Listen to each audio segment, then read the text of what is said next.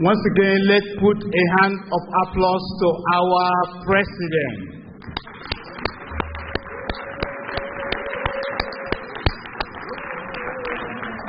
We have come here today, like they have said, people from different walks of life in Nigeria. I'm from Nigeria, I'm from Ogoni. People from different parts, we are here to welcome our new president. Nothing can stop that.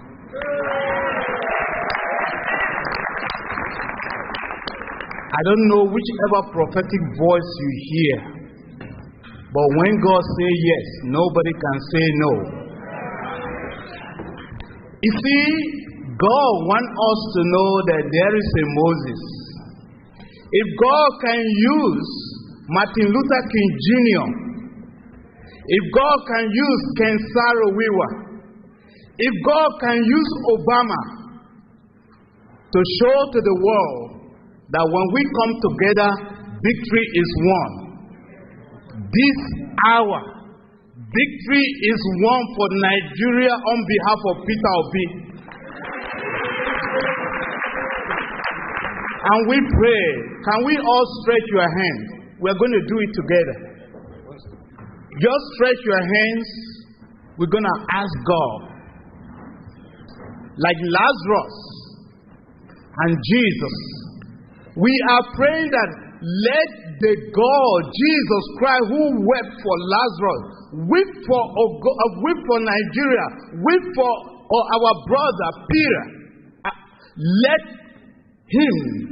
God use him to raise Nigeria up. We've been dead and stinky and smelly. Now is the time. And nobody can stop it.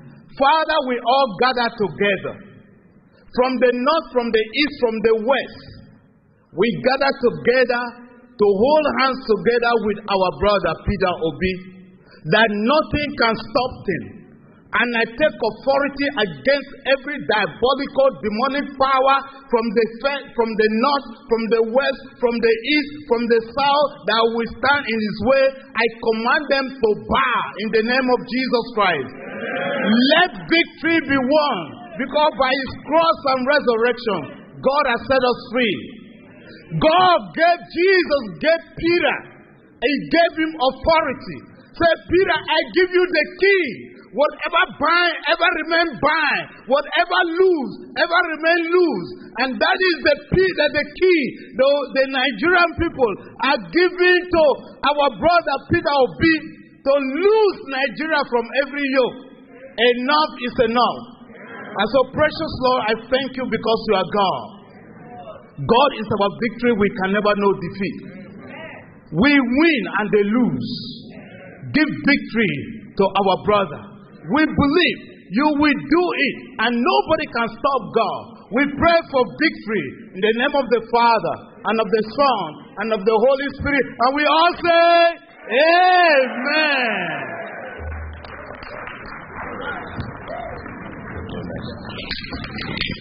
Thank you, Father Anthony.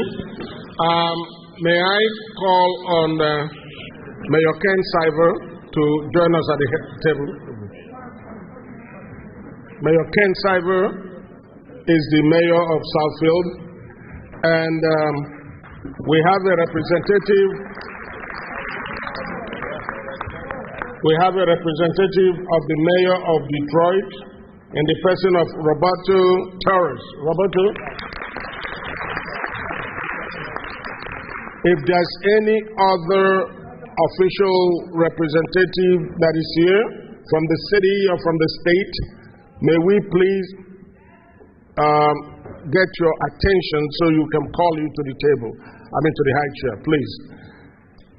Okay, in the absence of any official, I will now call on my co-MC to take it over from here. Thank you very much, Dr. Chilechukwu. As we all do in Nigeria, and today, because our future president is here, we will do that honor and sing our national anthem. So please, let's rise up for Nigeria's national anthem.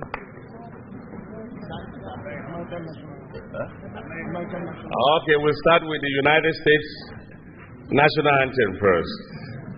So that is giving honor to whom honor is due. So give us the U.S. anthem.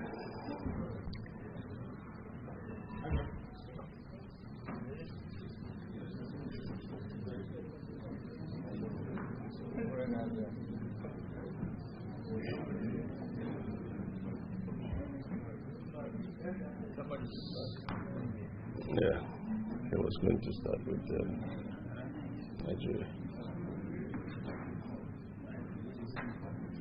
If you can't find it, then we have to sing it.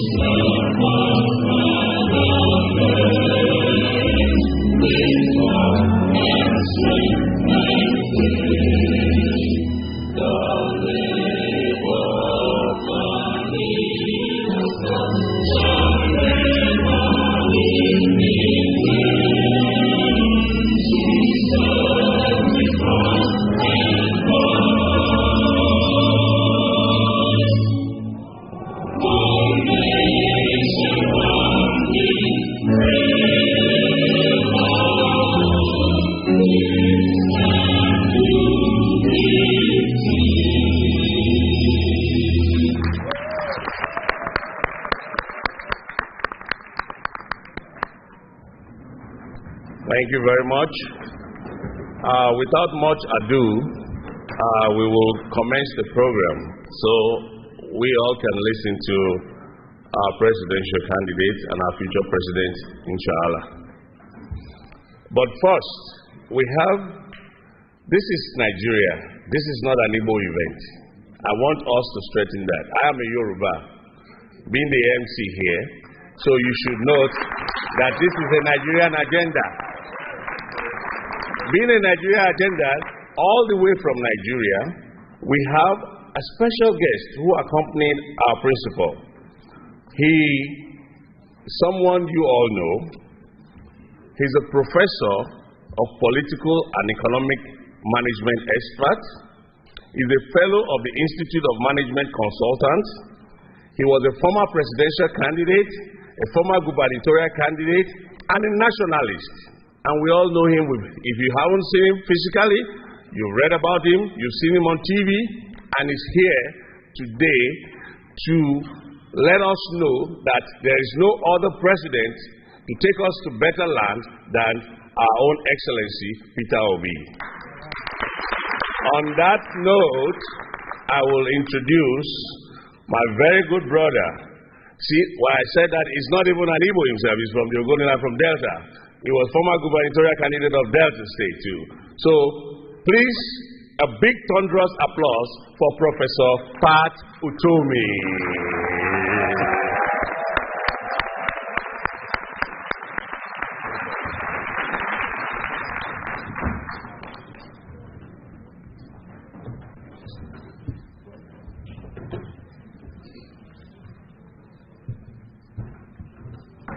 Good evening, Michigan.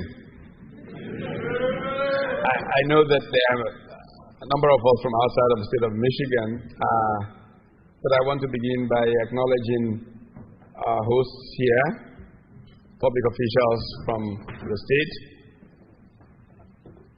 our presidential candidate, very distinguished ladies and gentlemen. In Nigeria, we often say we're standing on existing protocols. I often ask, why don't you sit on the protocols? Or walk on them? Or run on them? But, you know, we love protocol in our country. I just wanted to acknowledge that. All of you very distinguished people have come for something that is extraordinary, a watershed in the history of our country. It is so because we are a country of great promise. Somewhere along the line, we missed the road some. We're a country that when we started in 1960, our leaders were competing for who would most bring progress to their nationality group. Now, two professors, incidentally, from here in Michigan, at Michigan State, Robert Melson and Howard Wolpe, actually wrote a pretty remarkable book on the subject back in the 70s. When during the Civil War, some more ethnocentric-minded described what was going on in Nigeria as part of African tribalism.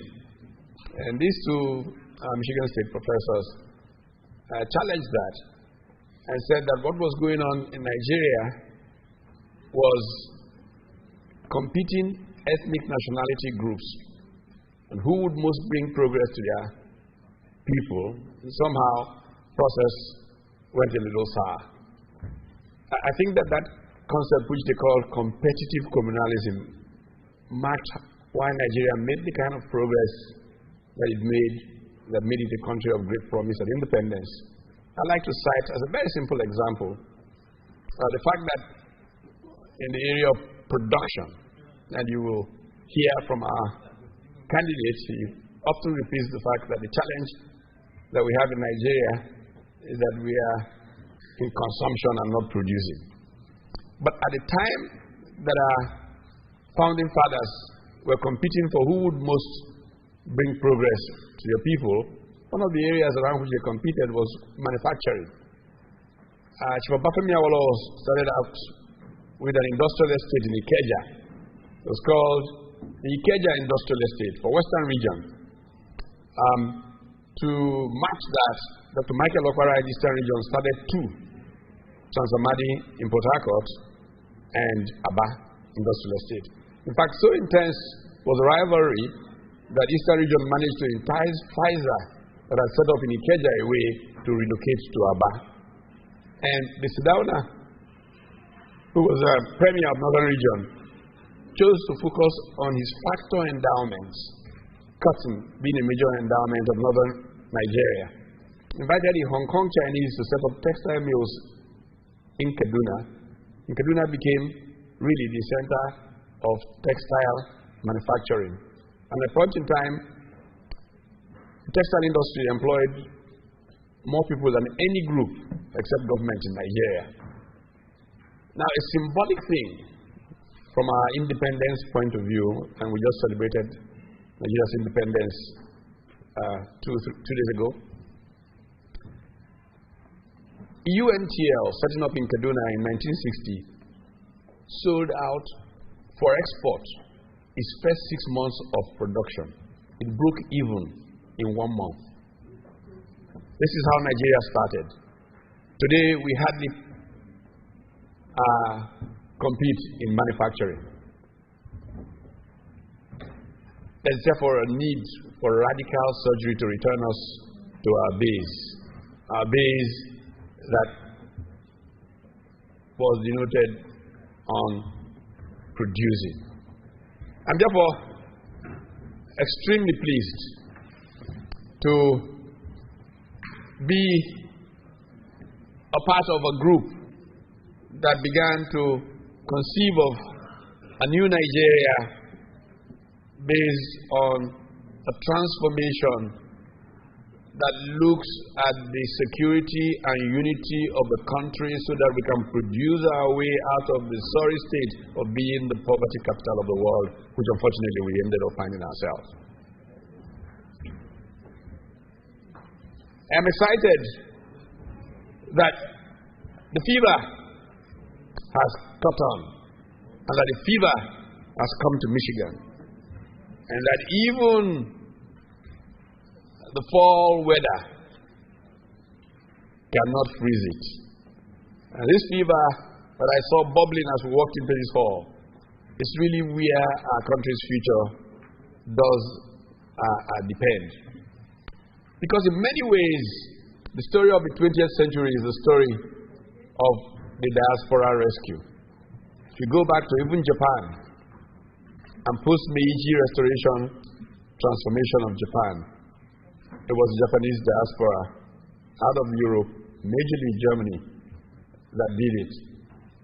In more recent experiences, India and India Rising was a function of the Indian diaspora. I teach business at the Lagos Business School, and I come frequently to the United States. At a point in time, most of the major business schools here in the United States had Indian-born deans. And you hardly met them in town. Anytime you came to Kellogg, Deepak Jain was out of the country. It took a while to catch on that essentially they were in India, sitting on boards in India and helping structure a strategy for India. It's not any surprise that globalization, which shaped our world, even when American economists began to rethink globalization, even Paul Krugman, Joseph Stiglitz, Nobel Prize-winning American economists, looking at discontents from globalization. Indian economists like Jagdish Bhagwati at Columbia were writing books in defense of globalization because it was that which got India rising. And so, I have no doubt at all in my mind that Nigeria Rising is about you who are in this hall. I have no doubt in my mind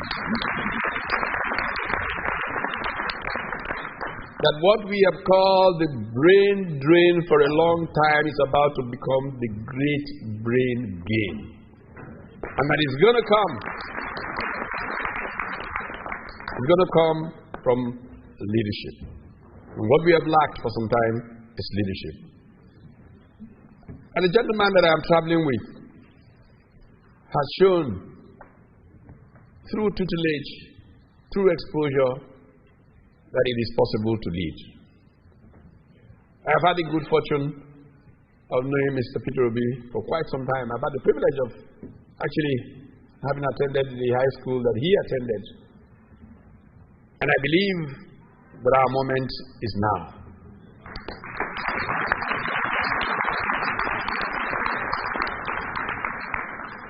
On the 1st of October, just 2 days ago, Nigeria stopped.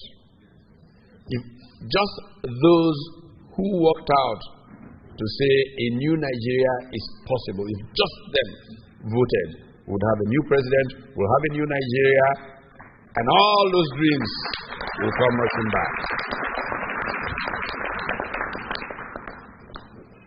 He has come to say to you that he believes in what you do, and that you will be a major part of that renewal of Nigeria. In 1991, India had only 3 weeks trading money in its foreign reserves. Only 3 weeks. India was technically bankrupt. Few policy changes. Indian diaspora kicks in. The foreign reserves were going up by about $1 billion a week. We're looking to that happening through you for Nigeria, for a new Nigeria to dawn, because you were here. And I thank you as I introduce Peter Gregory OBI, the next president of the Federal Republic of Nigeria.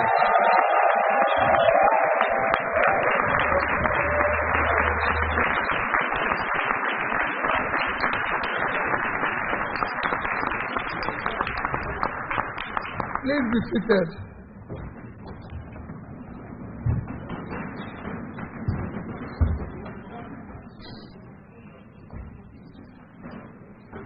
Let me start by most sincerely apologizing. This I do very often, that we're starting this event late. And I do so with a combination that and I ask for, that is one thing we must all correct.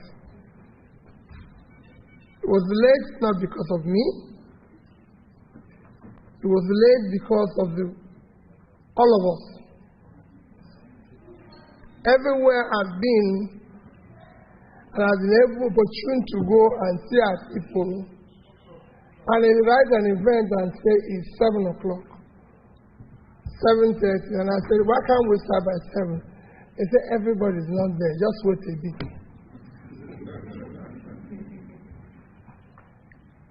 And it's one thing we must correct.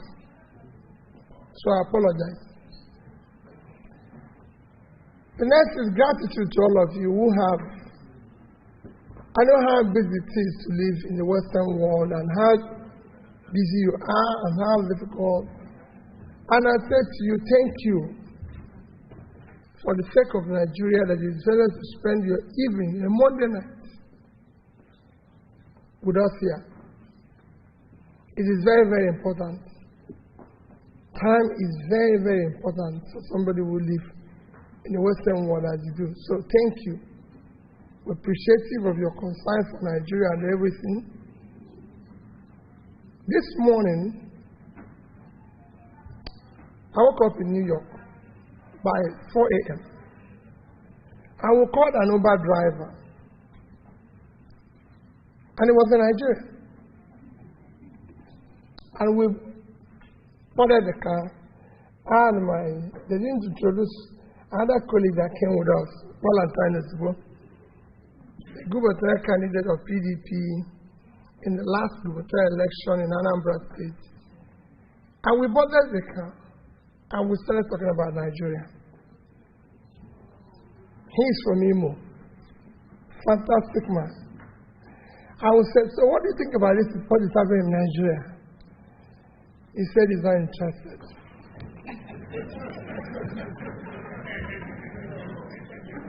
I would say, so what is this? He said he's giving up on Nigeria. He doesn't think anything can make it work again. And we went on and said, how can he say this? He said, that he's telling us we shouldn't waste our time. But he's giving up on Nigeria. And he told him, he said, so, he said, he goes there very often. Whenever he goes there, he just feels like he's going to hell. But whenever he wants to experience hell, he goes to Nigeria. Because there nothing works and nothing will ever work. And he said to him, so all these things people are saying about change, about this Peter OBI, about this etc., it's not going to work. He was very frank though. He said, listen, I have followed him. He's a nice guy, but I think they are wasting their time. He's going to go there and find himself in the midst of criminals, in the midst of this and everything, and he'll end up like every other person. All effort to convince him was adamant and impossible. And he would never accept that they would ever walk. No matter who you bring. He said, even if you like, bring Jesus, but Peter, forget it. It's finished. And I said, okay. At that stage, I decided to introduce myself. I said, I'm Peter OBI.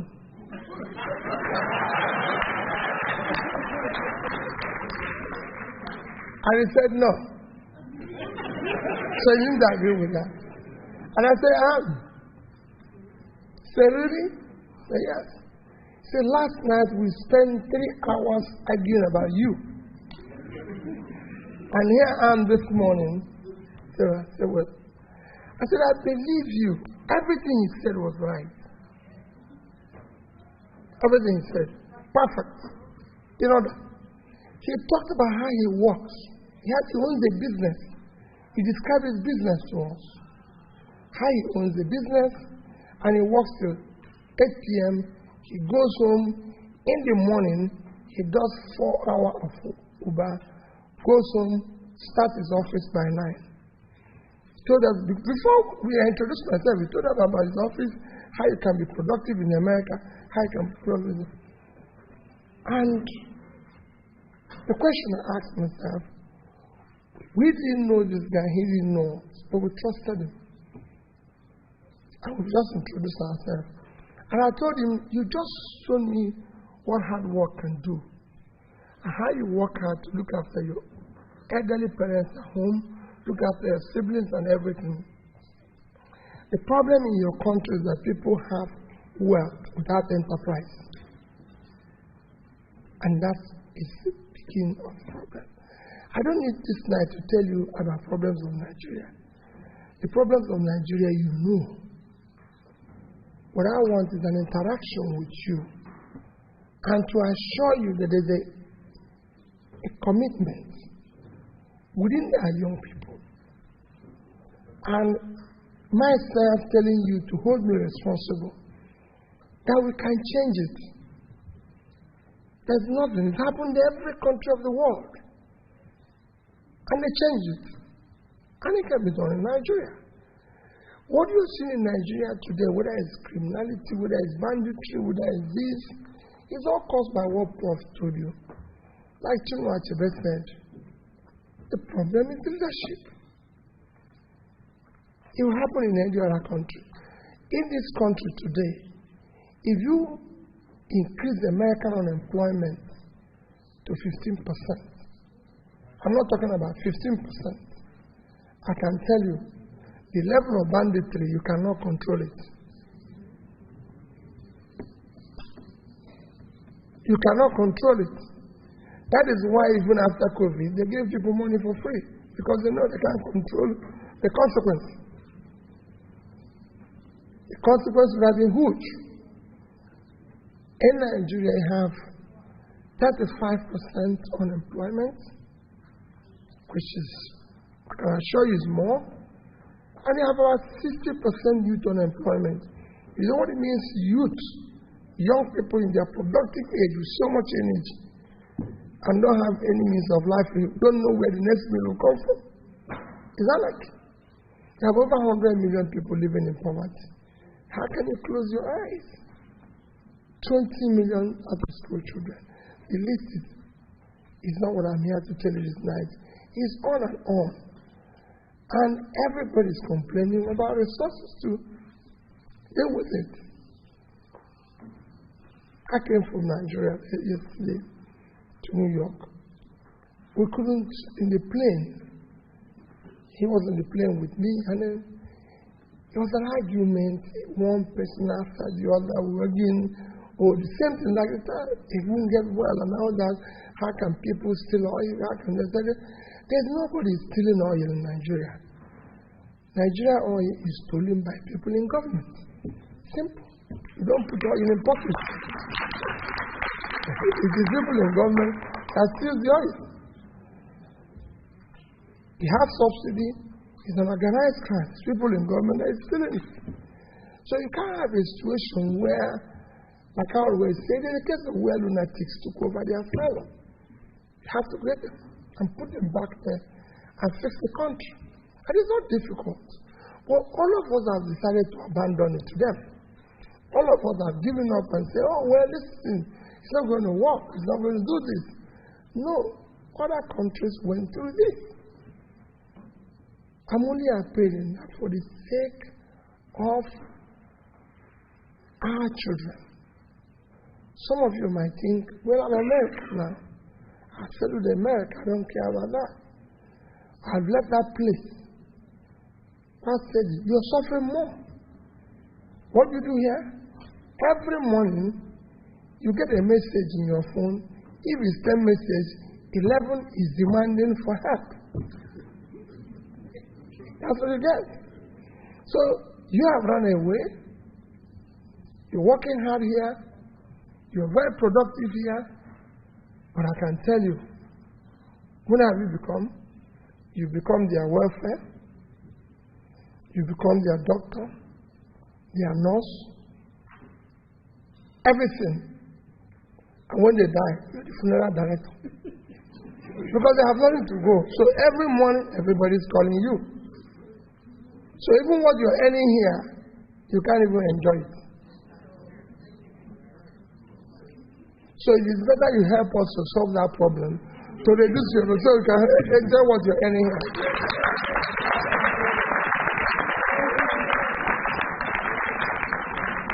And like Prof said, if we get it right, the brain drain becomes brain gain. Because China, India, everywhere, go and study. The change came from here. It is people here with their knowledge and everything. I live in the UK. My neighbor had a factory in India.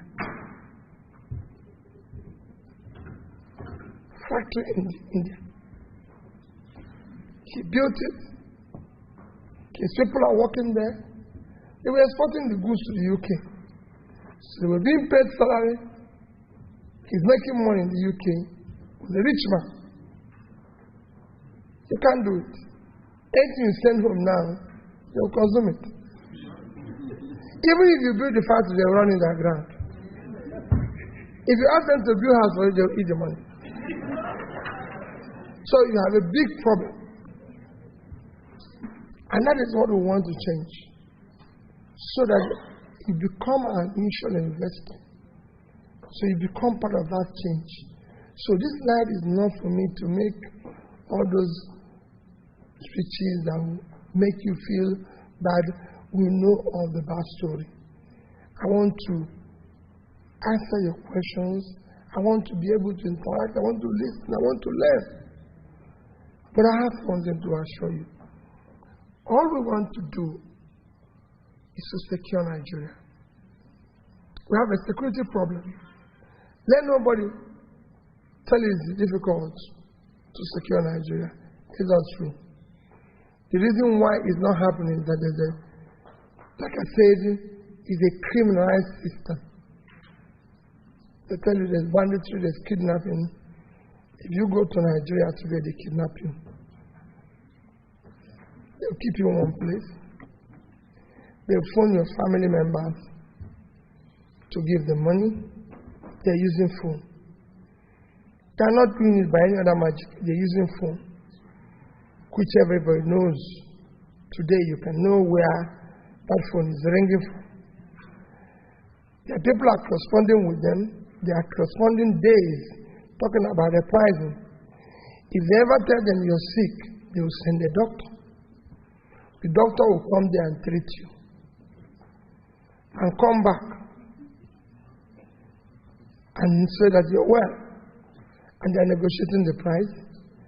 And eventually, when they pay, the only person who don't know where they are is police. Every other person knows where they are. It's only police that don't know where they are. Because with this gadget, you can know where anybody is in the world today. But police don't know. But when you pay, you'll be surprised that the security agencies will be asking you how much did you pay. It's a system that has to be dealt with. It's the only place where you go and say, okay, I want to start a local government police. They say, no, you can't.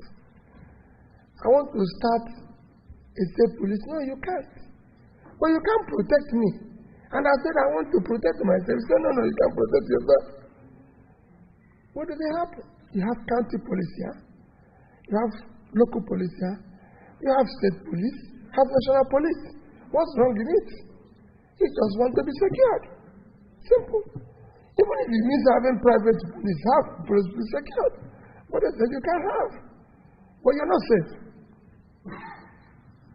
It doesn't happen anymore. And that happens in everything. Government make promises, like I said, we're the only oil producing country that is not meeting our OPEC quota, apart from Venezuela, because of sanctions. We need every dollar, every dime. But we can't meet up our quota because our oil is being stolen. For you to steal oil, a ship has to come in, approved by Navy. Because you can't put it in your pocket. You lose the oil, you have to get approval to leave. Everybody knows where every ship on the sea is in the world. If I want to know where every ship is, there's a data. We're not talking about a small car. We're talking about a ship, a tank on the sea, approved by Navy. So everyone knows that somebody is giving the order. And if you look at what we are not producing and what we are not selling in a month, it can deal with our problem.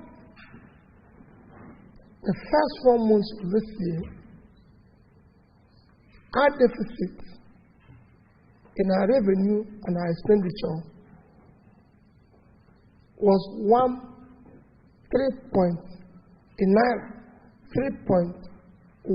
trillion. We earned about 1.6 trillion, and our expenditure was about 4.7 trillion between January and April. But we're borrowing to support that. Because of it today, our revenue, servicing of our debt is more than our revenue. But in 1 month, so we have a deficit of our 3.1 trillion. But in 1 month, even when all the money will not come from us, but money lost from oil alone, I know all the money will not come from Nigeria, but part of it will come from. But if the money lost, if you look at it, if it was that we borrowed even from the other people who own it, it would have covered virtually. In July, we lost. Our production is supposed to be 1.8 million barrels a day. In July, our average was 1,083,000. So we lost 1 million. We lost 717,000 per day. If you multiply for July, we lost about 22,227,000 barrels. That's what we couldn't supply in July. All throughout July, the average price was 110. So we lost 2,400,000,000 $445 million. That's what we didn't earn and share with our partners. If you use 550, I know you will say you sell your dollar today about 650 or 700, but I use 550. If you use 550 to multiply that, it's about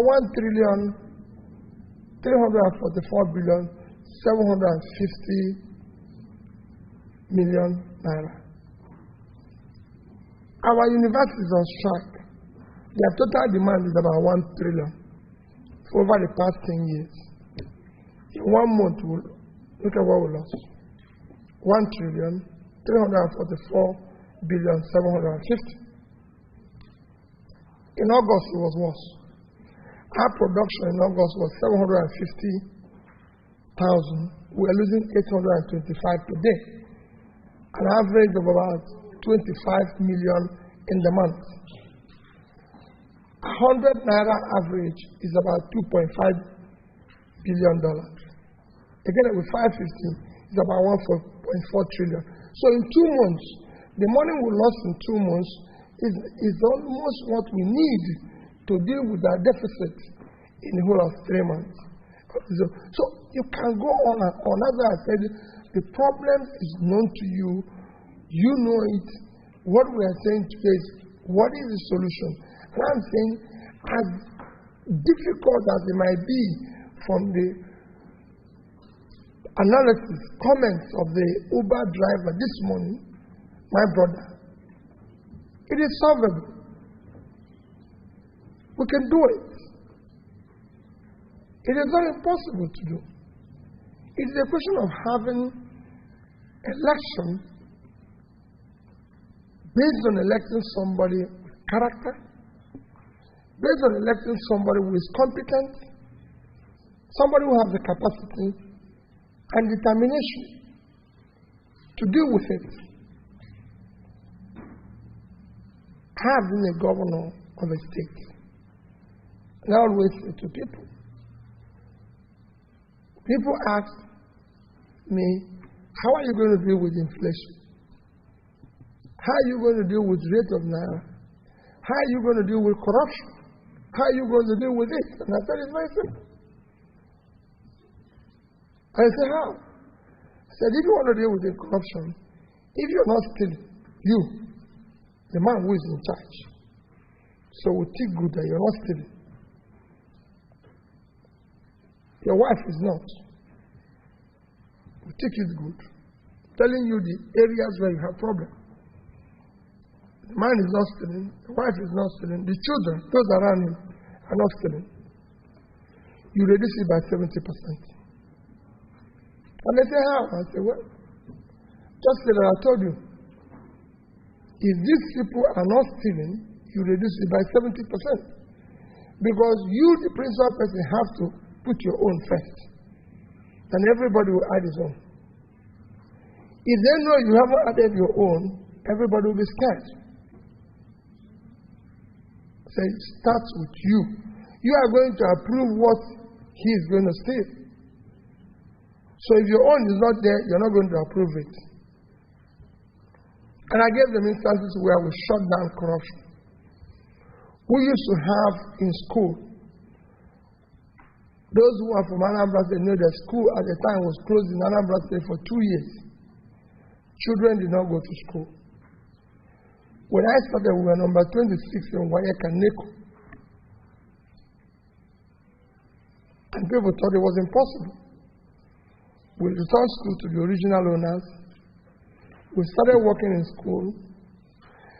In 4-5 years, 2011, 12, 13, Anambra is number 1. We're number 1. What did we do? They used to call universal basic education. Federal government gives us money. They give it to states. States have its own UBEC. That state UBEC gives it to local government. Local government gives it to school. And I said to them, tell me, this money belongs to school, yes. Why can't this money go from federal to school? Why these two people in between? What is that? What is they doing? There was a toll gate that makes the money shorter and shorter and shorter till you get to the destination. Their job is supervision. They are not supposed to touch money. Their job is supervise this person who is going to spend this money. So these are the three people who are involved. He is the spender of the money. These two people are supposed to supervise, but they refuse to do their work. They want to touch the money. So by the morning you get to him, he's left. So I said, will they take this money from here to school? Everybody started protesting. I returned school to the original owner. Everybody who is the number said, we don't have anything to do with school. We don't want to manage school because we put money in it for 2 years. It wasn't working. I said, this is not working. Let's give it to these people. Let them do the supervision. We will give them the money. Let them manage it. And people started protesting.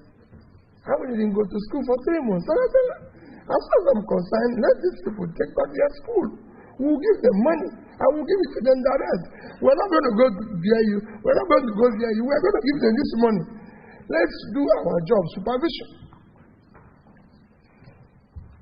That was the change. We didn't change the teachers. We didn't change anybody. Those who were teaching when we were number 26 were still the people who were teaching when we were number 1. The only thing that changed, which part has studied, the professor, is that this man will now have people, we now decided because we are not getting the money, we must make sure that this man didn't chop it. Because this is not going to pass through us. So everybody became. So I said to them, you can remove the transaction side of it. And everybody will stay alive. And it will work. We did the same thing with hospital. We wanted it. We didn't have, the day I started, there was no single school of nursing that was accredited in Anambra State. No single school of midwifery that was accredited in Anambra State. And I said, what is happening? You can't talk about primary health care when you don't even have the basic thing to do it. This is the engine. Those health workers are not there. And everybody said, we're going to build new health workers. We're going to build this one. I said, why are we going to build? ENU, owned by the Church of Nigeria, produced the first midwife in Nigeria. I read it in primary school. They said, no, ENU is owned by church. I said, okay. But there used to be a school of nursing when I was in Santa Maria in Onitsha, Waterside. They said, it's owned by the church. There used to be this one in Ihala. They said, it's owned by the church. I said, listen, this is in Anambra State. Let's leave the owner. I said, there used to be. They admitted yes, but we cannot give them money because it's government money and they are private. I don't know what you're talking about. We're not going to do it with government. I said, okay, you know what we're going to do? We have 5 facilities owned by church. We have 1 facility. So what we're going to do is, let's set out to spend about 500 to 1 billion naira in each of these 5 facilities. Since the same amount is what we need to set up the one of government, we'll make it 6. So we share the money into 6. 1 to government, so you go and set up your own. These 5 will sustain them so they can work. Guess what? That 5 is working. The only one that is not working is the. What does it show? It can be done. They were arguing, oh, no, you can't do it. It's owned by private. I bought ambulances. If you go to Onitsha today in Iyenu, you see the ambulance we gave them, and it's working. You go to Boromio, you see it. Go to Waterside, you see it. The only place you won't see ambulance again working is the other hospitals. Because they've converted into their vehicles. So, if we want to deal with corruption, can stop it. And I've asked people, go to Anambra and show me where their money is missing. So that's how there's a basis when people talk about fighting corruption. Because they say it cannot. We dealt with the issue of security. We've paid every vigilante in every village because I believe in community policing. Every community knows the criminals around them. So nobody will tell you, in my town we know the criminals, we know the good people. And if you deal with the community, you catch them. All you need is to pay the community. And we did. We bought vehicles for each community, brought them to come. So on and on, it can work. My dear people, my appeal to you tonight is that I'll make a closing remark after our interaction and tell you where we need you and what we need you to do. But don't give hope. Don't think, oh, it cannot. It can turn it around. Don't say, oh, we're owing too much. Oh, we're doing this, we're doing this. Countries after countries. Oh, America debt to GDP is over 80%, even when they print the money. So is every other country of the world. Every country borrows. Is what you use the money you borrow to do that makes a difference. If you borrow for consumption, have a problem.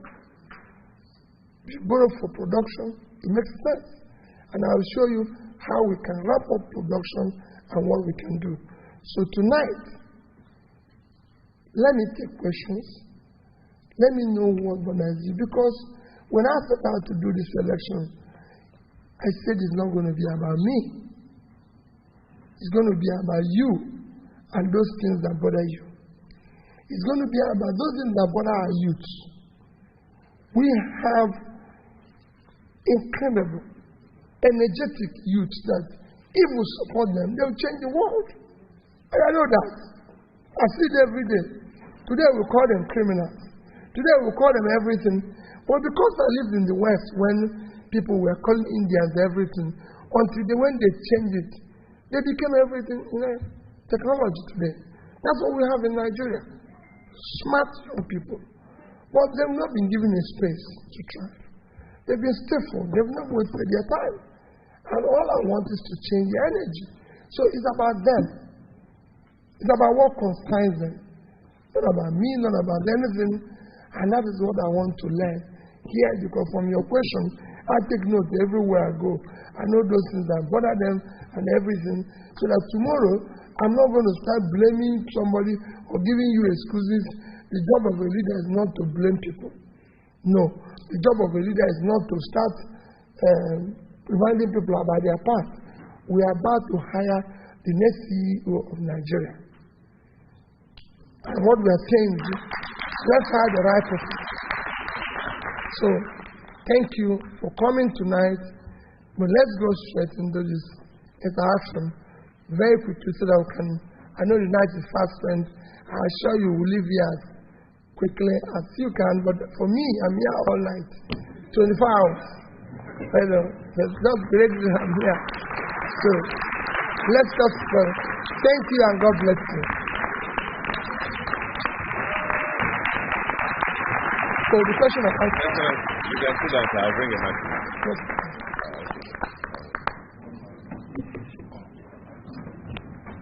I'm here, no sitting down. We're going to deal with it this time. Thank you, Your Excellency. We have questions written down. Oh, yes. He says he's not going to sit down. He wants to answer your questions standing up. You see, that's the work of a good leader.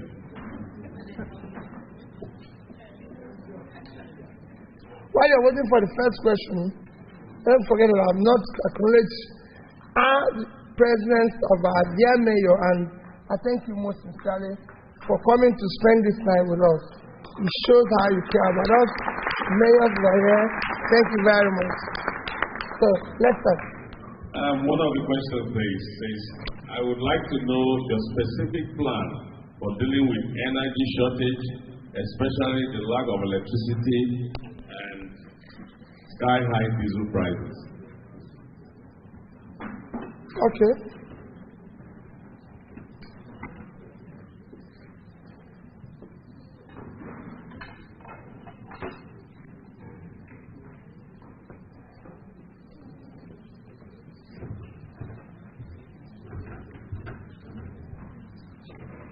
Yeah, go on. All right. We've got about 4 or 5 and then after. Okay. The second one, it says, what is your plan to resolve the ongoing conflict between Hausa, Yorubas, and Igbo so that we all be united? You speak of change, but how will you handle and sustain and preserve Nigerian culture?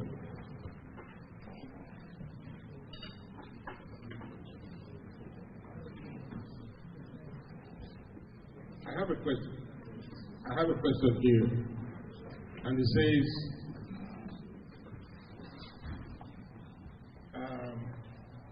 how would you improve primary health care for average Nigerians?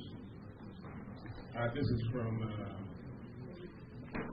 one of the coordinators of this program.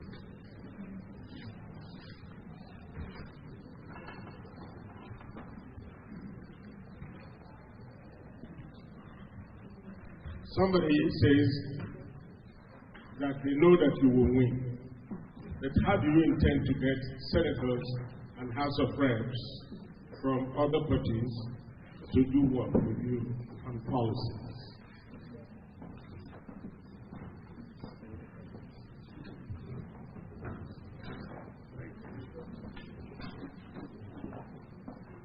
Another healthcare question. I know your program includes these healthcare and law and order. Would you promise the diaspora that you will overhaul and completely reform our national healthcare and judicial system?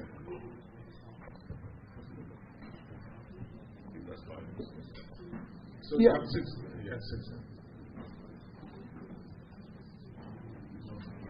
Okay.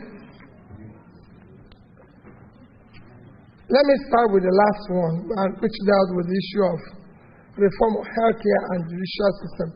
Let me separate the two of them because they're two distinct.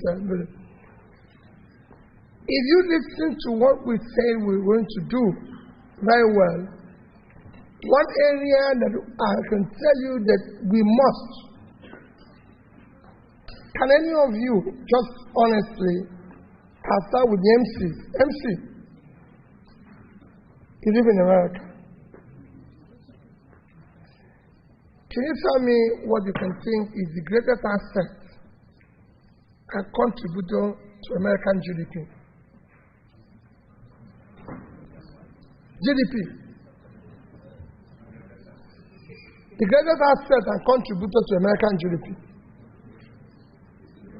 Bigger than America. Huh? No. What is the biggest contributor to American GDP? Huh?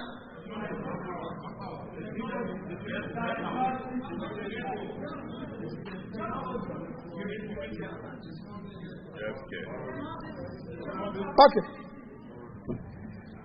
Everything you give is correct. Everything is correct. But I can tell you, the greatest contributor to the Western world's economy, not just America, to all the so-called G7, is rule of law.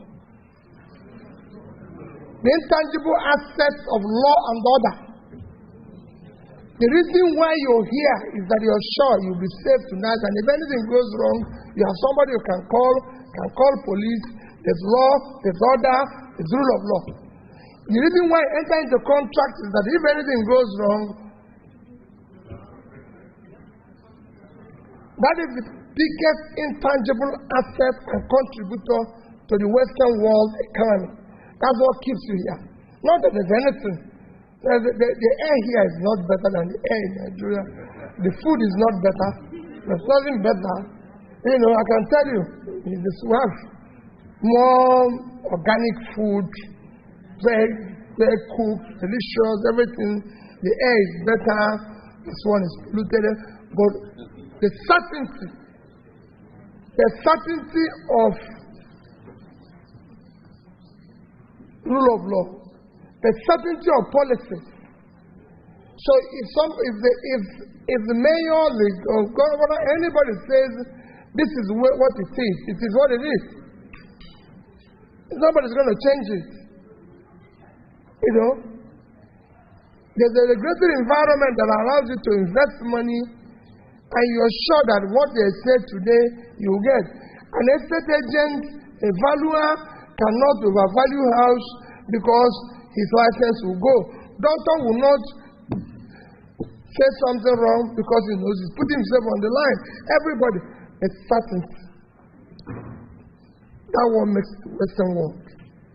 That is why if there's one crime, before you finish it, 12 police vehicles there. You know? Everybody, even in marriage, everybody's happy. Everybody knows that if you harass anybody, they call police. In Nigeria, I can get up and tell my mom that this woman is a problem for me, and that's why they will remove her. Without anybody. No matter the police that comes, they say, listen, we don't want you to kill our brother. You must go this night. You understand? But these are things that makes a society. So, I can assure you, judiciary is extremely important. And it's an intangible asset that we must deal with. So if you look at what I said I'll do, number one is to secure the country. Our number one problem today is security. If you deal with security of life and property, if you put farmers back today into the farm, you reduce the food inflation, which is the most important, the worst contributor to your inflation today. So you deal with it. And by dealing with the judiciary, you deal with the corruption. If you deal with corruption today, what is worsening your rate of exchange is physical rascality. Not business. It's physical rascality. People are printing money, selling money. It is those stolen monies and everything that is chasing the few dollars. Not people who are doing business. So if you deal with that physical rascality and enter into production, you stabilize your currency. So it is a win-win that you deal with judiciary. On healthcare, development of a society is hinged on three things. The greatest measure of development is Human Development Index. And it revolves around three things. Number one is issue of life expectancy, which is health. That you have to deal with. So health is critical. Number two is education. You can't talk anything about, unless you talk about your human capital. We have a very low human capital today, which is not helping us. Nobody can invest with that level of human capital. The more you're educated, the more your people are educated, the more your society is educated, the better development. Because you can't talk about, today when I was governor, people talk about physical infrastructure. I said, you're wasting your time. You need to deal with the human infrastructure first. Education. It's affecting us. That's part of our problem. Because we're not educated. So that you have to deal with. So it's a very straightforward. Health will deal with. The next is what you people have said, pulling people per capita income, which is pulling people out of poverty. And you do that by supporting micro, small, medium enterprises. That's what has propelled businesses all over the world.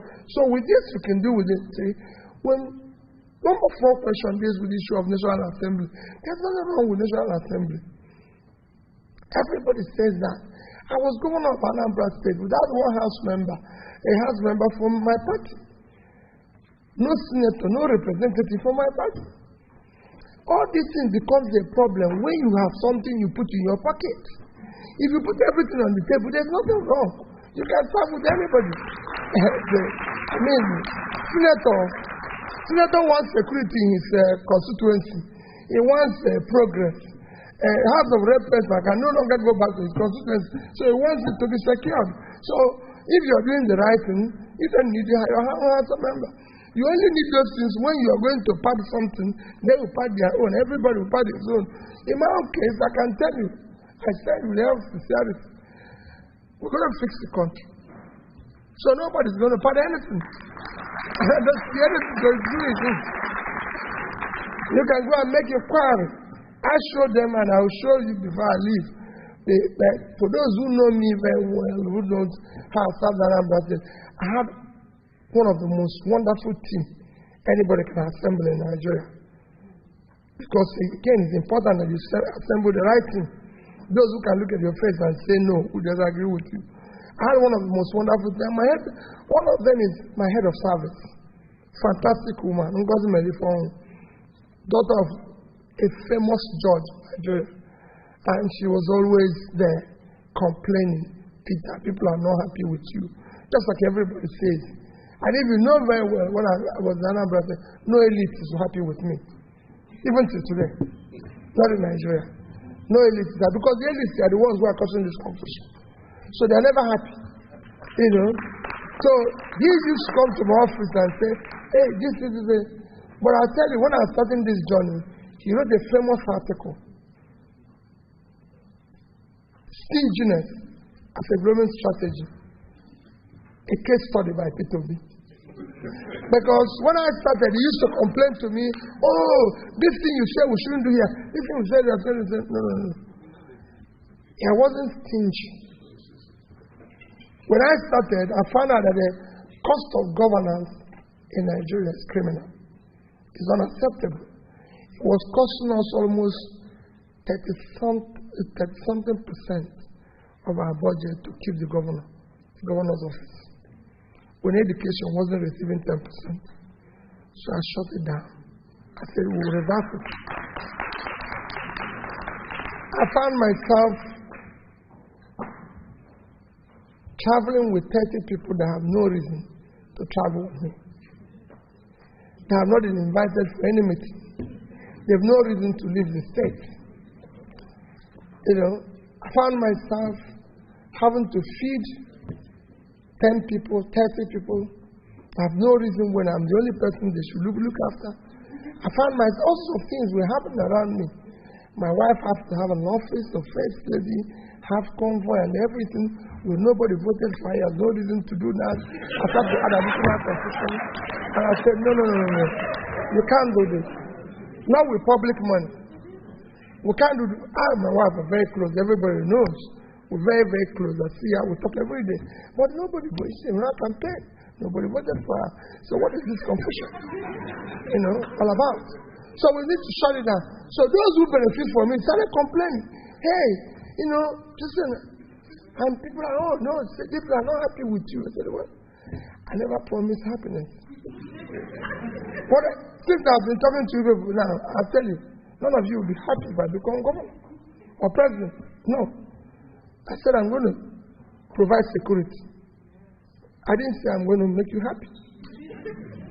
So, we need to do the right thing. I assure you that if you do that right thing, you won't have problem with National Assembly. Healthcare we've done with everything. Somebody said there's a crisis between the tribes. There's no crisis between the tribes. It is the confusion by the elites to continue their manipulation. Quote me anyone.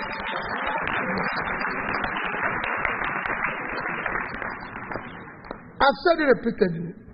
Do not vote for me because I'm an Igbo man or from the southeast.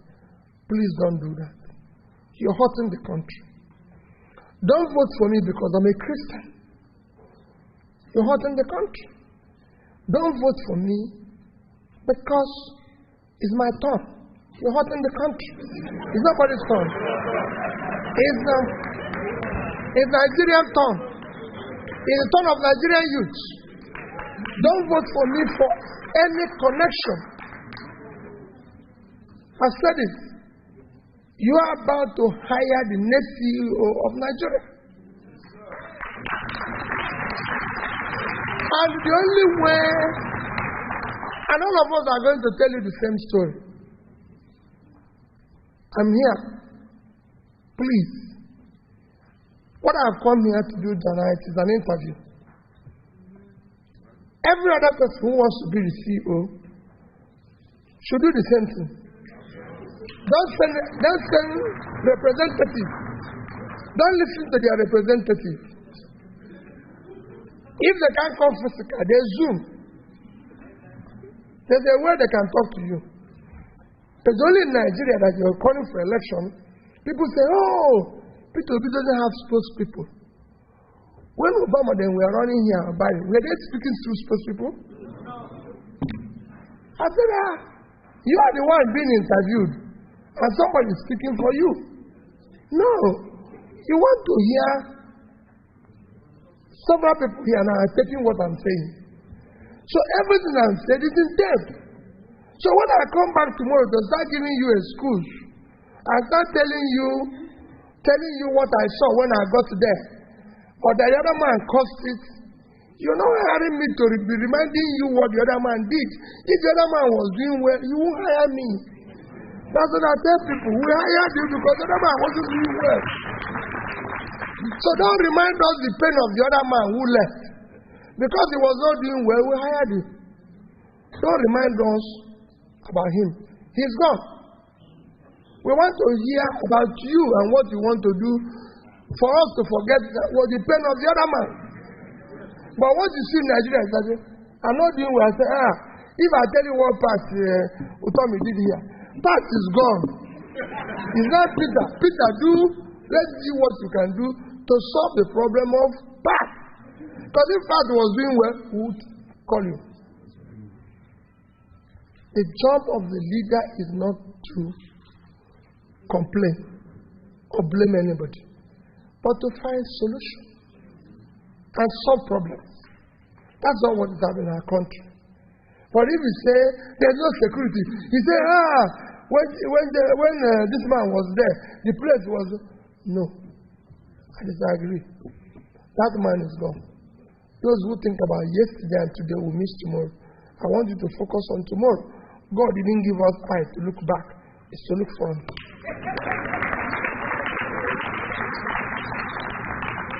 So there's no crisis between us.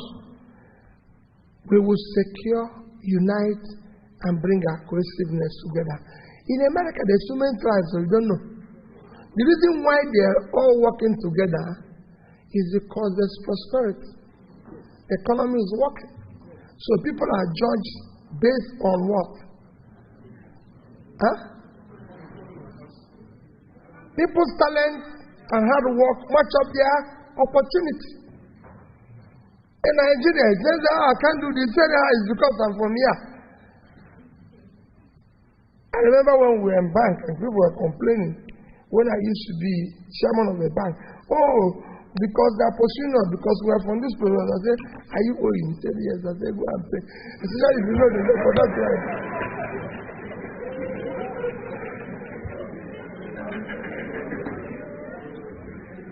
There's no tribe in owing. If you're owing, you gotta pay. If you pay, they will not pursue you. So don't give excuse. He said, but the other one is owing. That's not the way to go. Don't say because this man is owing, then you're entitled. So, energy. There's nothing in energy. Do you think generating power or distributing power is rocket science? No. It is because people live off the confusion. Nigeria is a country of 200 million people, generating 4,000 megawatts of electricity. It's unacceptable in any place in the world. The second biggest economy in Africa is South Africa, generating 50,000. And they're 60 million. We're 200 million. And guess what? South Africa in the past 1 month has declared emergency in energy and authorized that any human being or company can generate 100 megawatts without license. Somebody with 60 million generating 50,000 has declared emergency. The person with 200 million generating 4 have not declared. He would have declared war.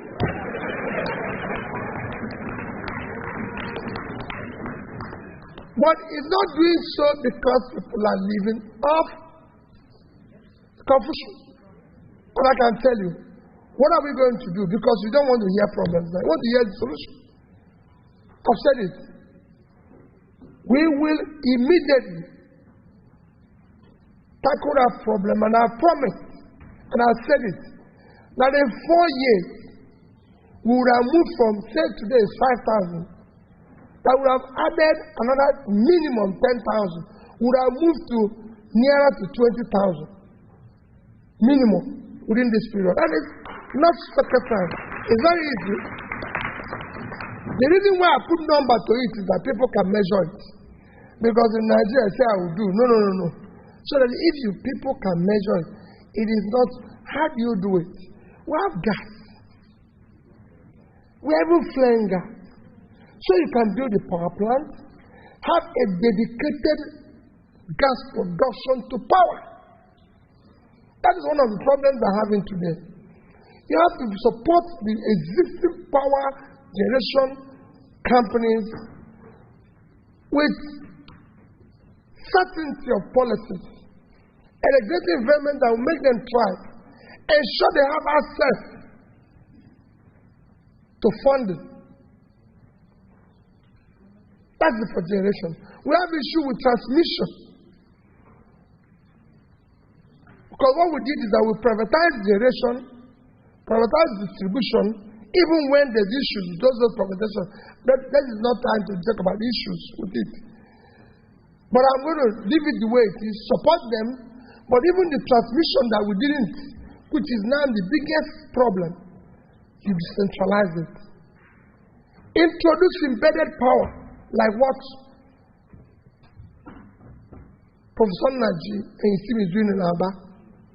All over the place. It will surprise you that in airports here, I don't know, I know most of the airports here have just one power company generating power they use.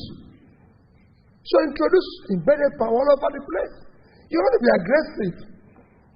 Egypt was able in 4 years to move from under 20,000 megawatts to over 50,000. So it's not rocket science. It is done on other places and it can be done. And part knows we're studying it. So power and the energy problem will be solved. You can't even solve it if I'm talking about moving from consumption to production. You can't talk about production without power. So it's a critical component of what you want to do. So we'll deal with it. And it's very simple. Because Nigeria is a huge country that wants things to manufacture. So that's for energy. Now there's the 5 questions. The next 5, man. Thank you, Your Excellency. A round of applause for His Excellency. And I hope those skeptics have their mind has been changed tonight. No, I hope I'll be hired. Of course you will. Thank you. Now, these 5 questions are this. This says, how will you harness the energy of Nigerian youth and direct it towards production? The same person said, how will you fund the much needed infrastructure development given the current debt burden of Nigeria? Question 2. How would you encourage and empower Nigerians in diaspora for an investment opportunity in Nigeria?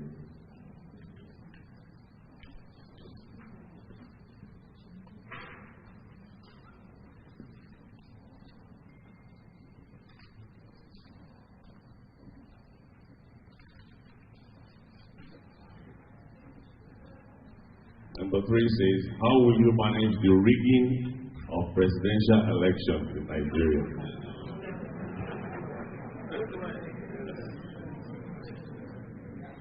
Okay. The last one. The last one. Welcome to Detroit. For security reasons, your campaign has your campaign considered using technology to virtually address and speak to your supporters in a campaign rally from a remote location without physical presence in that rally? If the answer is yes, can we be directed to your contact person to to discuss further details and other assistance possibilities? If no, will it not be beneficial to deploy it or cut down on security risk factors, stress, and fatigue associated with campaigning? Okay. I think everything they've said they will help. Am I right? Yes. I need help. But let me be honest with you. Even in America, at least if not, they have followed closely Obama's election. Without the technology in America, it was running from one place to the other. So there's no place to do election, you don't run around. People want to see you physically. I remember him sleeping and going around in that bus. And so everybody moves around. People want to see you. And no matter how technology works, physical presence is critical. It's still critical. And so, but we need help in that direction. On the issue of rigging, there's nothing you can do. The only thing you can do is that with people, with you, is that people say to me, you can't vote. Diasporans can vote. I've always said this is the last one. No? This is the last one.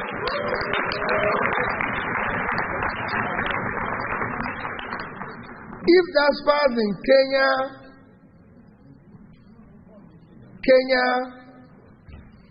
Rwanda, every other country, Ghana can vote, Nigerian diasporas must vote from the next election.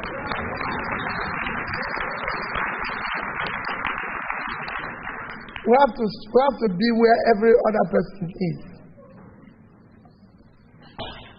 Issue of Nigerian youth, I spoke at length about it here. You can direct them. It's very easy. What they need is care. What they need is support. Our government will involve youth. My commitment is to take power back to the youth. Nigeria belongs to them. We fail them. And we cannot bequeath them anarchy. We have so many talented youths, and they are going to be involved and be part of the drivers of the government that we're going to run. They will be the drivers.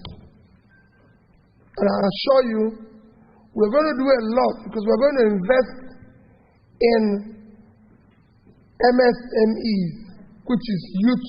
Listen, you can't turn around the economy without investing in small businesses. And small businesses, which includes entrepreneurship and startups and everything, are many youths. Without them, no country can thrive. So, we're going to deal with the youth. That you can take it for granted that this is the situation where the youth are going to drive everything. And issue of debt, again, somebody says about debt, and let me tell you, every country of the world borrows. I told you that America is the biggest economy in the world. With all their size, with all their dollar, with everything, their debt to their GDP is over 80%. It's approaching 100%. And soon be more than 100%. And that is the number one economy in the world. Number two economy is China. In terms of size, not in terms of per capita. Because in terms of per capita, China is low, it's about 12,000, 13,000 per capita, so you can't compare most countries. But in terms of size, China is number two, about 15 trillion economy. But China is owing over 50% of their GDP. Number three economy is Japan.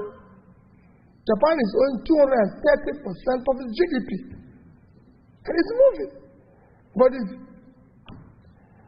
what is the difference between every country people cite today, like Singapore, an exemplary country and everything? Singapore's debt to GDP is over 120%. So everybody is owing. Even our own is very low. Our debt to GDP, if you compare it, is low because our debt to GDP is about 30-35% of our GDP, when most countries are owing 80, 100. No. The reason why our own became problematic is that what you use the debt to do is what makes a difference. Japan borrowed for investment to sustain their economy when there was a problem. So their economy is working. And by the way, Japan is the highest holder of American treasury. So they have investment. So they borrowed for investment. America dashed people money after COVID. What do you think they were doing? To stimulate the economy. Because the economy can't function without local demand.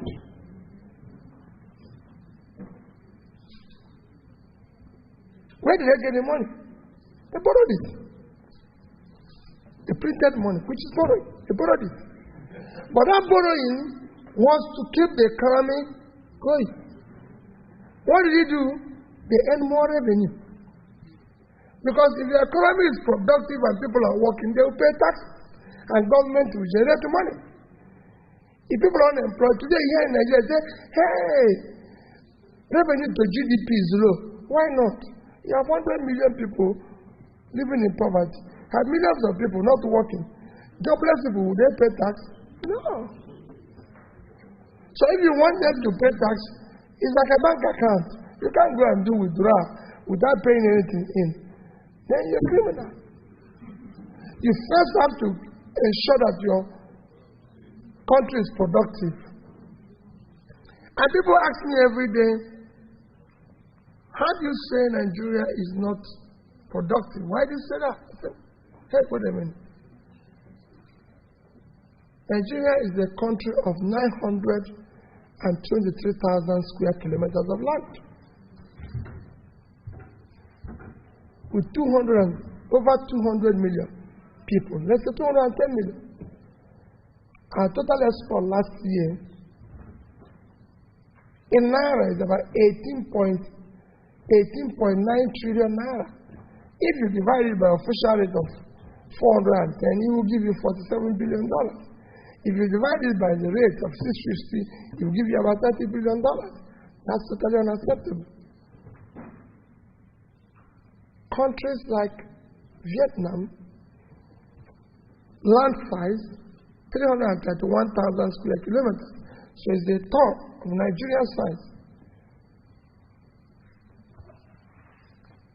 100 million people. Total export last year is about $312 billion. So we did 10% of what they did. 10%. And we're 200 million people. And live on 3 times the land they live on. They're not the first world country.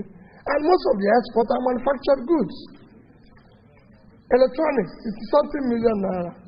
Clothing, which is there all over the place in our back. And we talked about, Prof talked about cotton. Clothing gave them 30-something billion.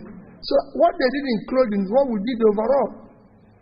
Footwear gave them over 20 billion. So we can't do it. And that's what I'm saying. We're not getting it right. And we have people, we are sending money to people to eat, to live, and do nothing. They need to be productive. We want you to bring that money, build a factory, employ them, they produce something before they earn a living. Nobody here eats if we can't produce anything. No, it's wrong. We must move it from consumption to production. People have to produce. We want people to make wealth, we want people to be rich, but we want to know where they are going. You can't just have people driving around without an office, without factory, without anything. That's only in Nigeria. It's not magic, and not by prayers. God didn't give, I haven't seen God sharing money to everybody. So if you tell me that you got it in Jesus' name, you must go show me to Jesus so that I can meet him so he can give us someone else. I'm not saying prayers work when you have worked.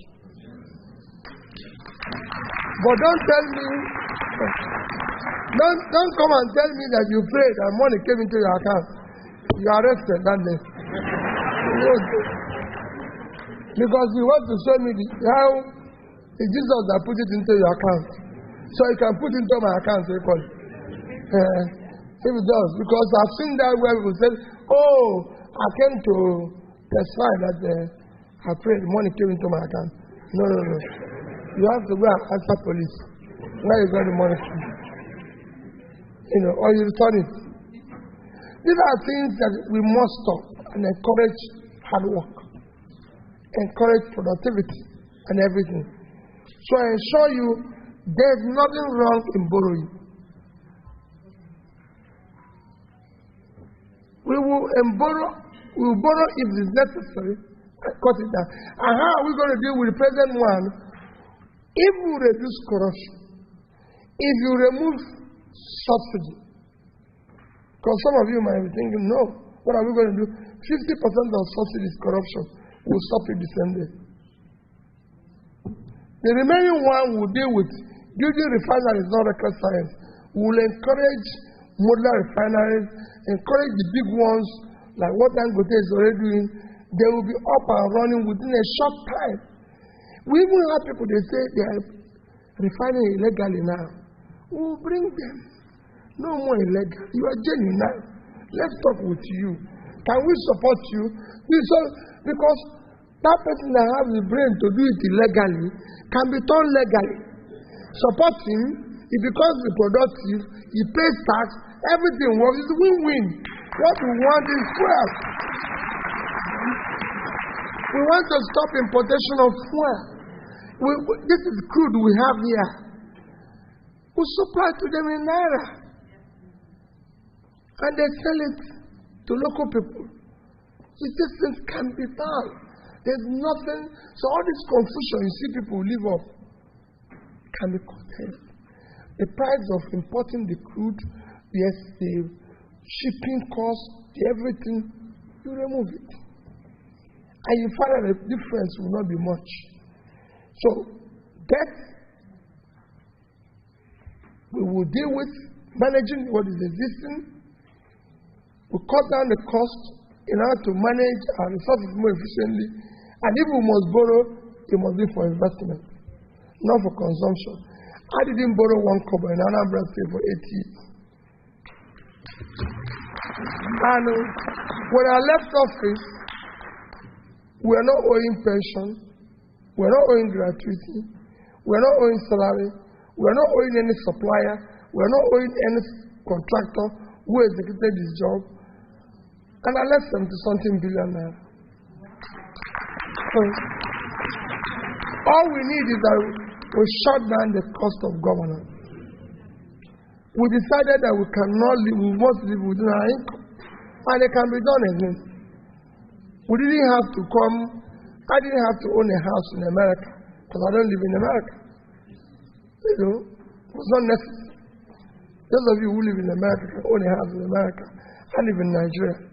Americans don't own houses in Nigeria. We don't need to own here. For public officials, though, Nigerians who live here, please buy a house here. But don't encourage those of us who come from there with public money to buy a house here. You become part of the problem. If they come here and buy a house, after you elect him, call police.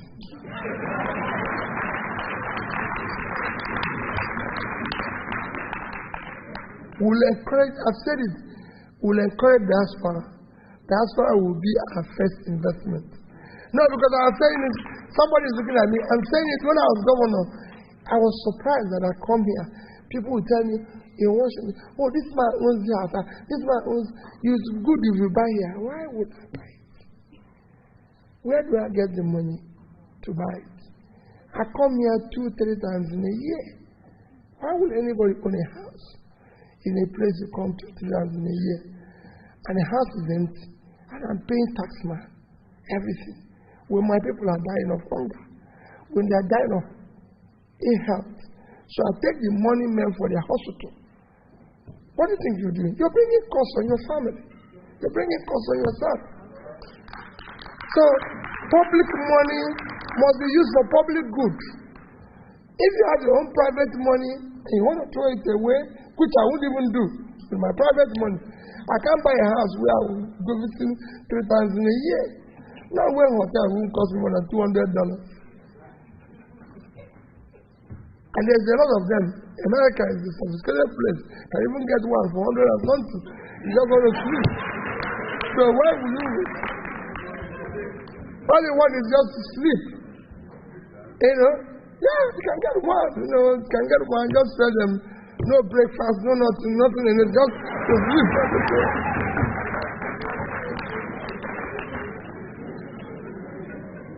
So, for me, it's easy. So you shouldn't do that.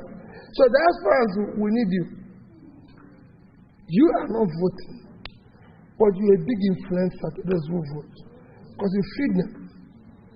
So you can tell them what is right and what is wrong. You become the engine to motivate. And that's why we're talking to you and everything, trying to get you to be involved. And I thank you for the honor of time you're spending to be able to listen to us and everything. I think the questions are finished. Yes. Huh? Okay, two more. Because of them, because they're working. You know, we in Nigeria, we don't work. So I'm ready to say yes. You don't want to. Thank you. So, most of the questions are repeated, so we're just going to ask the ones they haven't asked before. Yes. This one says, are you going to sponsor a bill to reduce lawmakers' pay to make it practical? Okay. That's the one. To make it part-time. Oh, okay. To make it part-time. Says Nigerian constitution is one of the things that needs to change. What is your plan to rewrite people-oriented constitution? And the third one says, it's a repeated issue here, power, electricity, but this one is going to say, what will you do in the first 3 months of your administration to raise the hopes of Nigeria? And then we have 2 more, but I'm going to read one. Okay. It says, if you are elected president, when? Oh, when? But the question, I'm reading the question now. Do you plan to... No, one is the part-time. No, it's part-time. Yes, number 2 is there. Sorry about that. Yeah, part-time.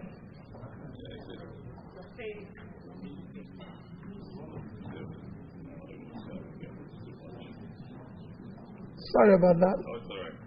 Yeah, it says, are you going to sponsor a bill? Okay, bill to reduce lawmakers' pay? Yes, I know. There's a second one. Yeah.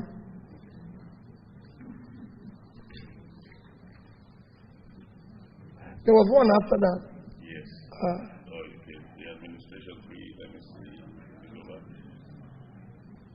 After that, what will you do in the first 3 months of your administration? Yeah, before that. Oh, before that.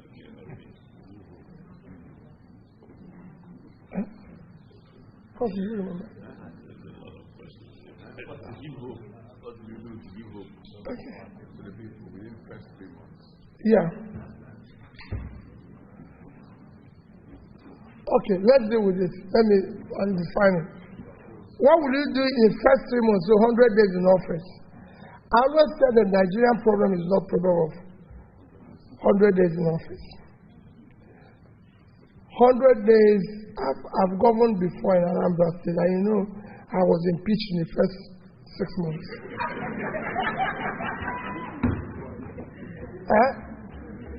So, no, it's important that you understand. Why did you think I was impeached in the first 3 months? In the first 6 months? No. When you bring for a change, like it's happening now, you have for enemy all those who live of the old order.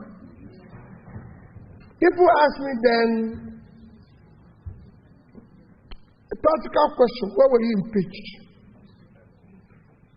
I was driving a vehicle full of passengers that have since passed their destination. So the only way they can get to where they want to go is to push as a driver.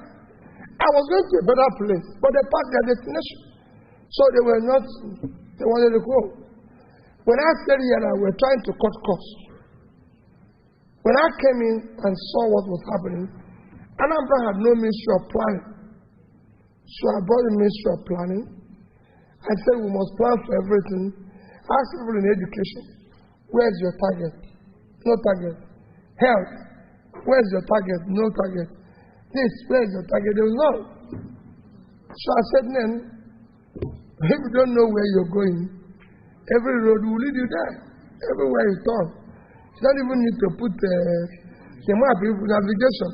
Because everywhere you turn is good. Because there's no destination. So we didn't have a destination.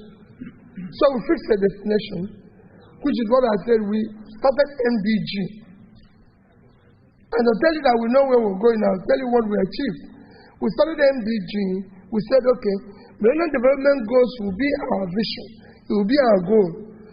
And then we say what we call Anambra Integrated Development Strategy, which was a process to plan within the MDG goals, budget properly, execute within that line. We found out that the cost, we needed to shift cost from the governor's office to this. So when I started, I was impeached for three things. Number one is that when I started, there was no office of the governor because under my predecessor, that office was burnt. As people know, if you're from Anambra State, my predecessor, Dr. Christine Gige, quarreled with a group of people and they burned down his office, burned down the lodge. It became like I said, it was a mess. So, but in that year I started, they approved in the budget to renovate the office 298 million naira. It's an approved budget of that year. That was number one item, office. And they've given the contract somehow to somebody. But I came in because we didn't have money any longer. I said the contract won't work. We now need to do it at the red level. It was 298 million, but everything cost me 43,200,000. You know. And I can tell you, I bought everything new except the table that I used. Because the previous governor, Dr. Christine Gige, and Dr. Chirokim Badnuju had a table that he used, which I saw kept aside somewhere. And I said, this is table.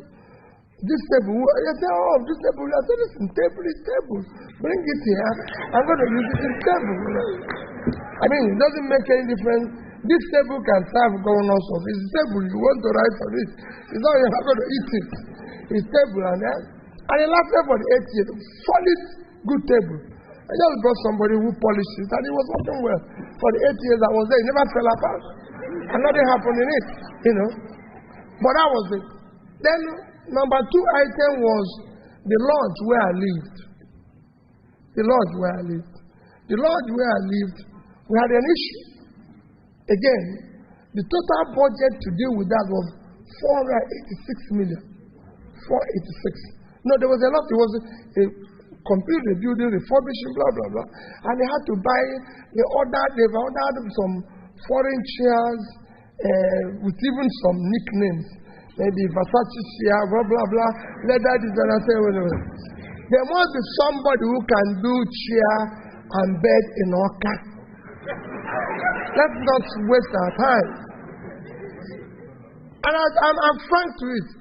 Let me tell you, no matter how sophisticated your bed is, if you have reason to be awake, you'll be awake.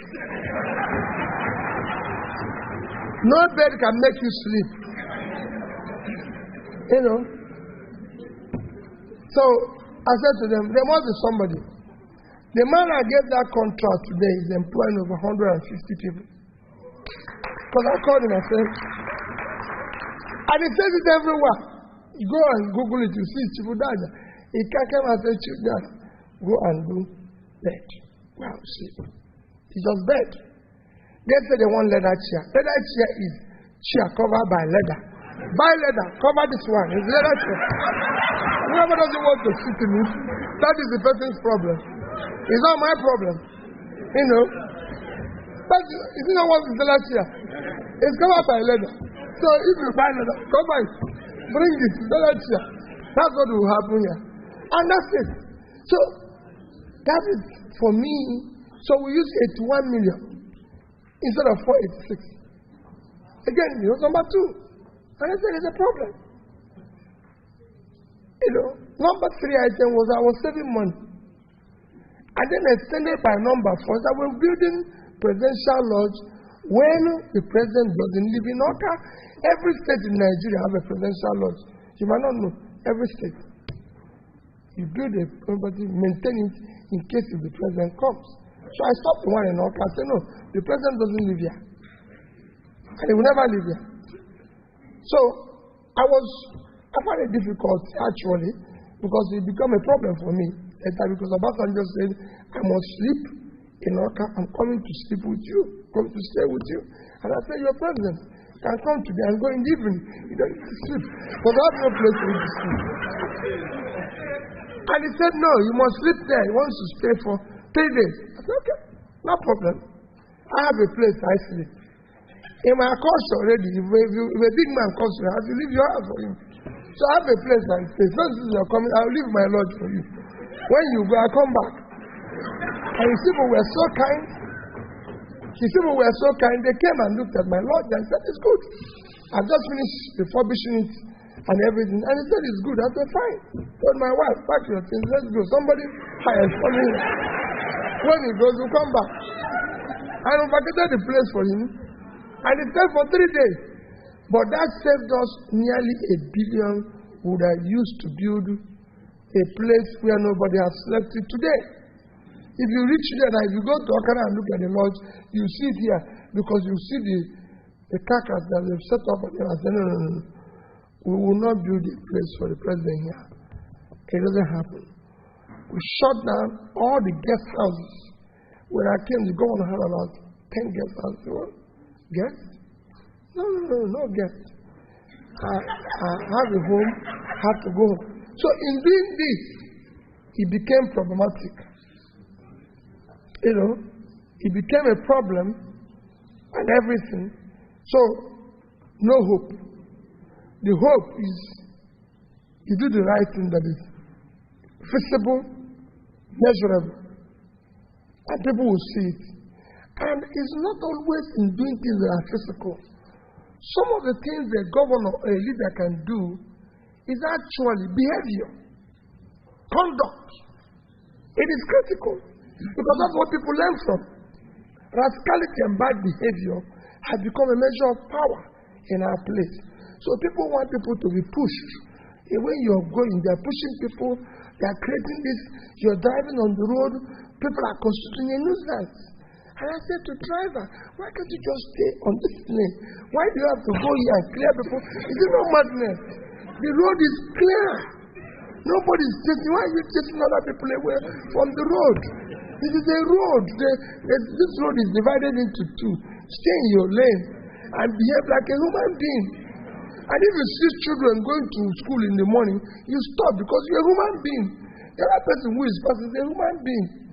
So don't push people because it's going. I recall when I was in the bank, and I'm sure experienced it. We used to be on a building, a tall building, and I was chairman of the bank. And they have a list which they say chairman and directors.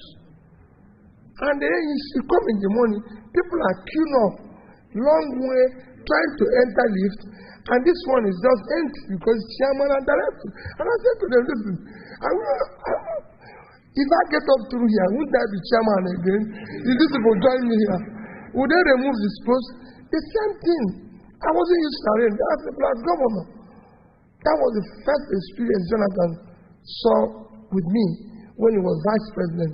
He came to a function in Anambra State. And we were going somewhere with the vice president, and people would be, I have a lot of people who sign because I have a lot of big men in my state. So they would do it and we'll clear. And he said, Peter, what is that? I said, no, that's our policy here. Any big man who is driving, will clear for him to pass. He said,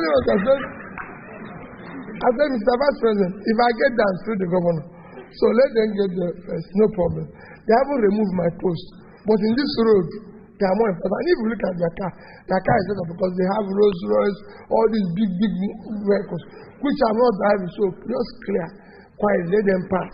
When they get there, we'll see. But what am I trying to say? The behavior. You go too late. I stop people. If you come to church late, you stay at the back. That's where late comers stay. You can't come late and struggle and go in front and people are hailing you. It's madness. So it's not just about what you do. It's also your conduct, your behavior. That makes you a leader who is serving people. So that is the hope you're going to give them. That's it. Finally, court day of National Assembly people. Well, let me be honest with you. I will not deal with that matter. As somebody who has been impeached,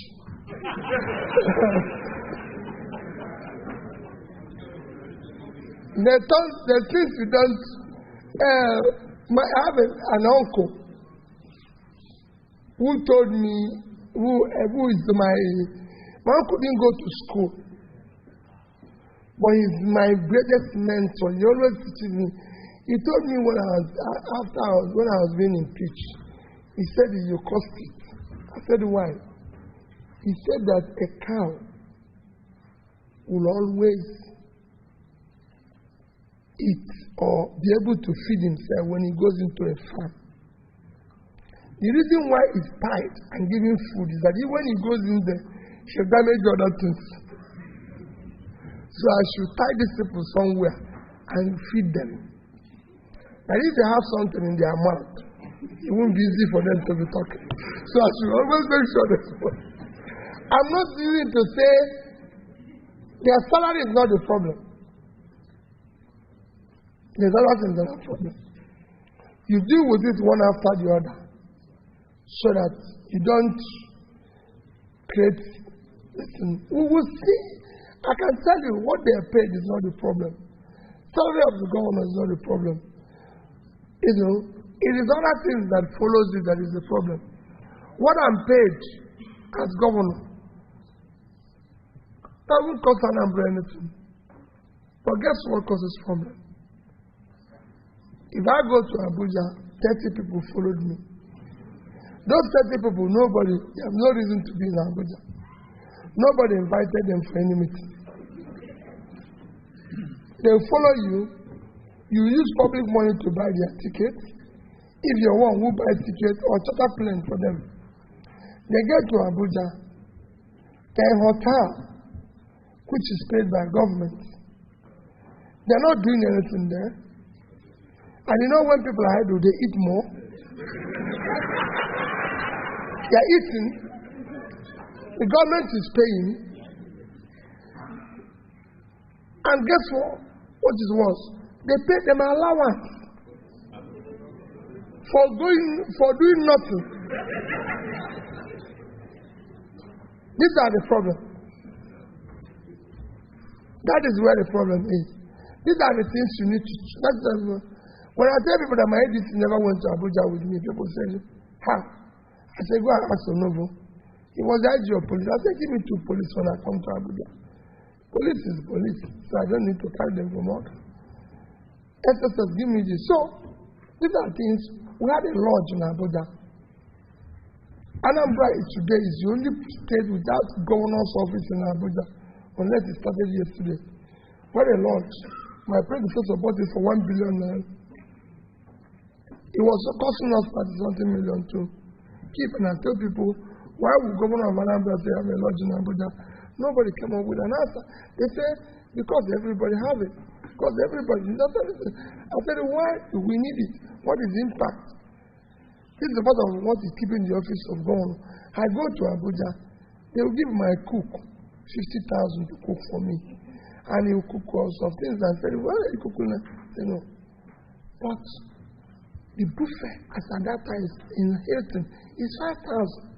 So why do we have to pay somebody 50 with plate, with everything, with salary, with all that, when I can just go here and pay 5,000? What is even worse? Everywhere I go, they give me food for free. So I don't even need to cook.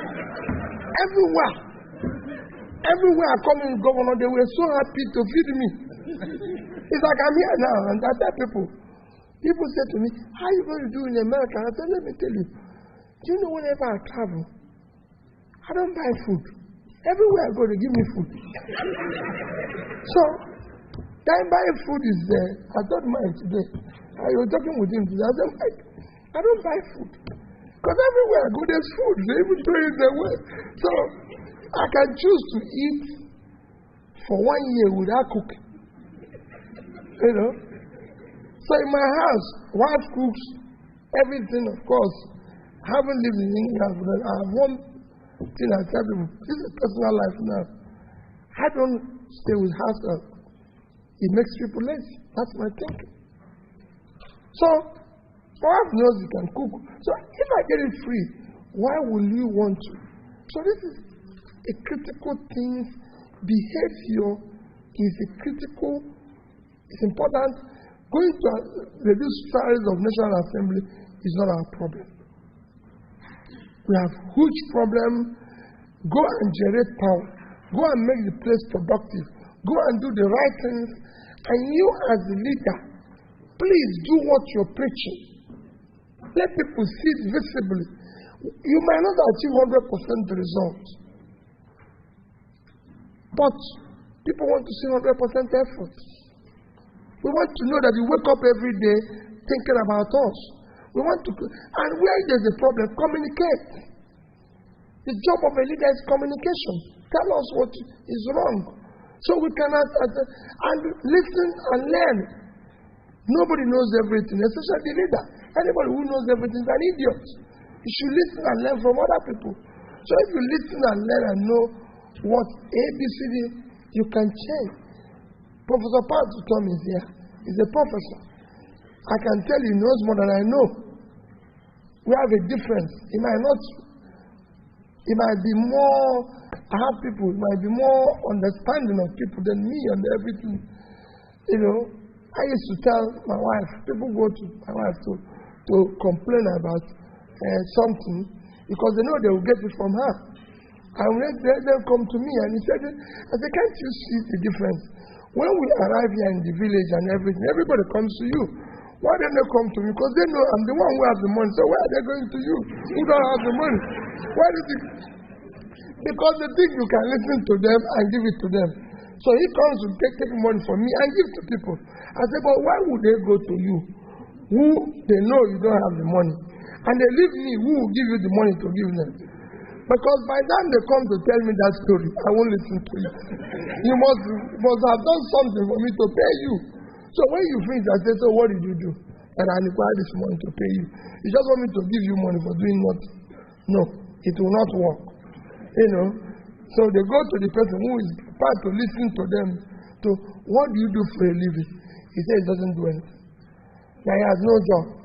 I say, okay, come, I'll give you a job. He won't come because he wants to live for free. And I won't give you money. Because that's not how people make money. But we have differences. Finally, thank you. Remember what I said. Next year's election will not be based on tribe, ethnicity, because no tribe buys food cheaper. No tribe gets it better. It will not be based on religion, not based on tone, not based on any bias.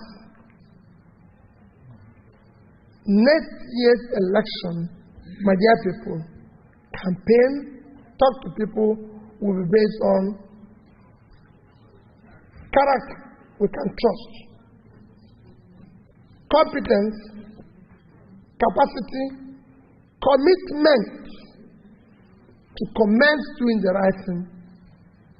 We can't continue with this abuse. It will take its revenge on our children and our grandchildren. Thank you and God bless you.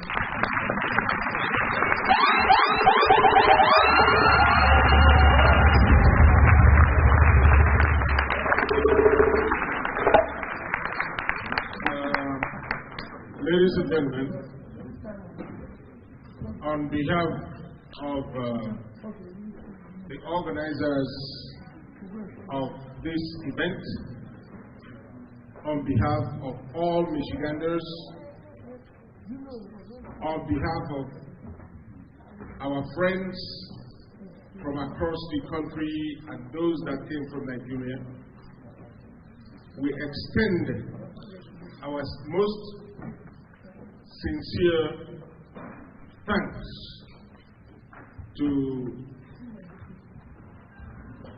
our president in the wait and his entourage.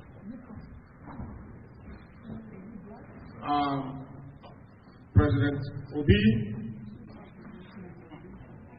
we Michiganders salute you, we Michiganders love you, and we Michiganders hope and pray for your success.